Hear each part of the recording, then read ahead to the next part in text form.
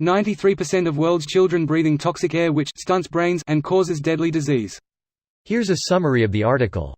More than 9 out of every 10 children on Earth are breathing toxic air on a daily basis which stunts their brain development and causes deadly disease, according to a major report by the World Health Organization. While air pollution is an increasingly recognized problem, which costs the global economy more than $5 trillion a year, it is uniquely damaging to children's health, the WHO warns. It reports that 93% of children 630 million under 5s, live in areas where pollutants breach WHO recommended safety levels, and even in wealthier countries 52% of under 5s are routinely breathing harmful air. Polluted air is poisoning millions of children and ruining their lives, said WHO Director General Dr. Tedros Adhanom Ghebreyesus, who recently likened the health emergency to the impact of smoking. These home air pollutants cause around 400,000 deaths of children under 5 each year, in addition to the 300,000 deaths from environmental air pollution such as smog and exhaust fumes. There are a host of other conditions that air pollution can drive up when entire continents are unable to escape the fumes.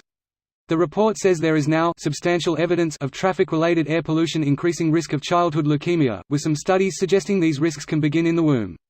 This post received a score of 3,417, with an upvote ratio of 94%. Here are the top comments in response to this article. Independent article is just some takeouts from the original. There you can read about it more thoroughly. Where do the children who aren't live? Northern Europe, Canada, New Zealand, parts of Western Europe and parts of USA. Can confirm, the air coming in from the Atlantic over the west coast of Ireland is fresh as fuck. Irish spring fresh.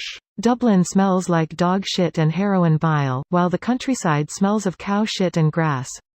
And #X200B. To be honest, the countryside is the place to be if you can find a way to make money. The acute symptom of air pollution was people dropping dead in the street, which is why we have the EPA now. Used to be in the newspapers when I was a kid. Now we're headed back to it. If you live in the city, after a dry spell in the summer, go look at the leaves on the trees. Lots of them will be coated with soot from smog. That's what we're breathing. I remember being a young kid in the early 90s and seeing news reports about acid rain, and maybe vaguely learning about it in school. That seems so weird and distant, like it was all made up, or sensationalist media. But nope. Acid rain was a very real, widespread disaster, and was successfully curbed by amendments to the Clean Air Act which had many other benefits to human health. There's some expression to the effect of, when you do something right, people won't be sure you've done anything at all. That's applicable to environmental legislation as well.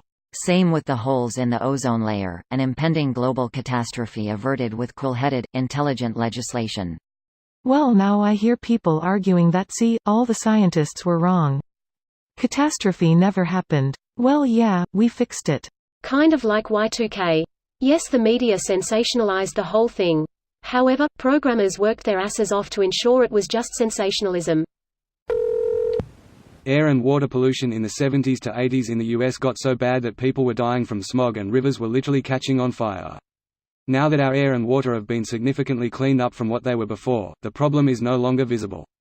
Now your average Joe who is ignorant about environmental threats and how bad it was in the past says things like, "What's the deal with all this environmental crap? We should abolish the EPA. It's a waste of taxpayer money." To make a dumb analogy, it's like wanting to remove the fan in your computer because your computer is not currently overheating. This video was automatically created by Reddit to speech.